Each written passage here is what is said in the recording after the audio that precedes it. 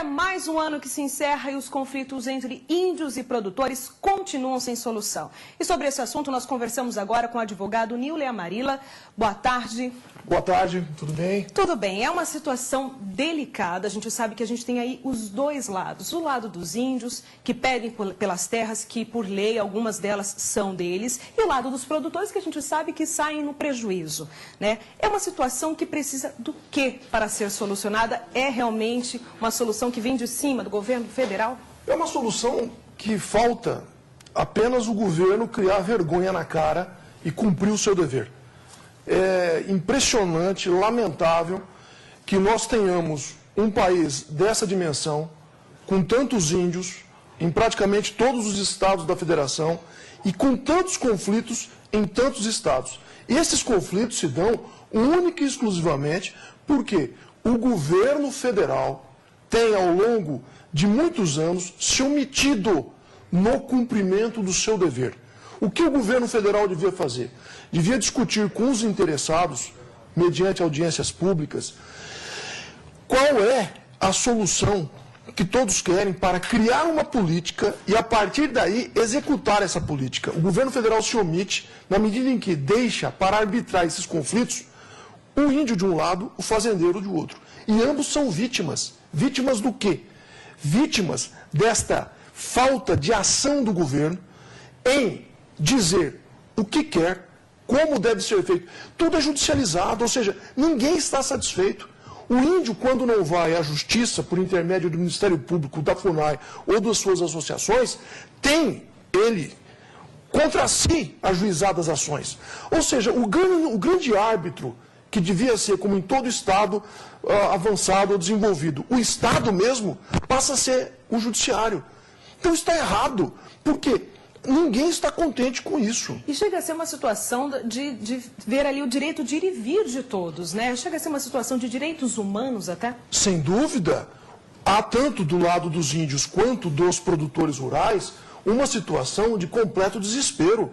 De um lado, os índios, eles foram, ao longo do início do século passado, século XX, início dos anos 900, confinados. O governo, uma vez tendo confinado os índios para que ali eles embranquecessem ou se transformassem em não índios, os largou lá. De outro lado, o governo também, o Estado brasileiro, passou a titular terras. Ou seja, nenhum fazendeiro hoje tem as terras que ocupa porque tomou dos índios. Na verdade, ele tem porque o governo outorgou títulos a esses fazendeiros. Agora o índio, esquecido nesse confinamento, ele se revolta, ele se rebela, ele quer do governo mais do que cesta básica, mais do que semente, mais do que promessa. Ele quer dignidade.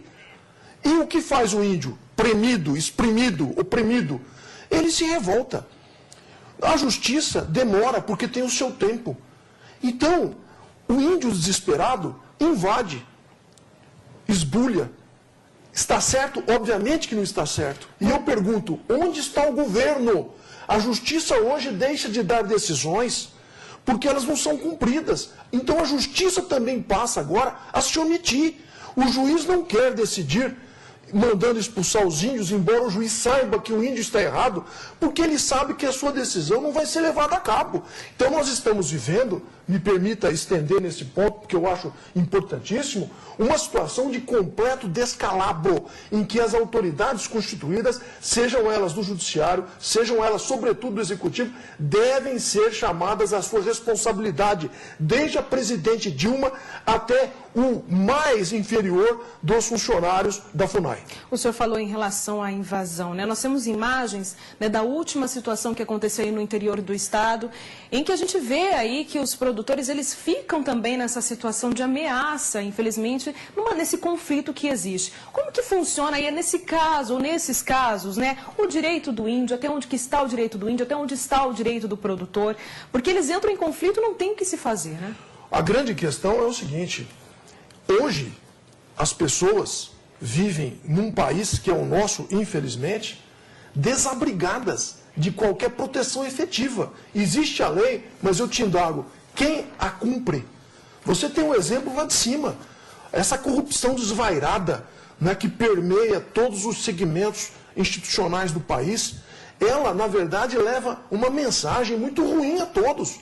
Ora, se lá aquele que deve dar o exemplo não cumpre a lei e não o dá, por que eu que estou aqui, muitas vezes assalariado, não é, vou ter que me submeter a essa longa espera de um processo judicial? O índio está errado, mas o erro maior não é do índio.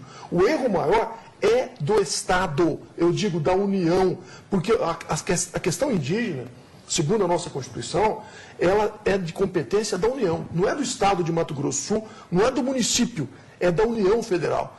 E a União Federal tem um discurso muito belo. A presidente Dilma, por exemplo, durante a campanha disse que é contra a aprovação da PEC 215.